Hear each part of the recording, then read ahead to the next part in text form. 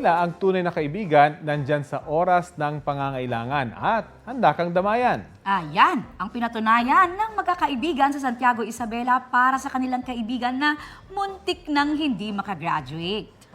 Nagkaproblema ang graduating nursing student na si Dennis Baggaos dahil sa kanyang balanse sa tuition. To the rescue ang kaibigan niyang si Desiree Joy Auxilios at ibang friends nila. Magbabaka sakali na humanap sila ng tulong sa social media. At ayun nga, sumakses sila sa kanilang fundraising. Ang heartwarming act umani ng positibong feedback at ang friendship nila abay certified Trending! Ang galing! Galing! Sana matularan sila. Oo.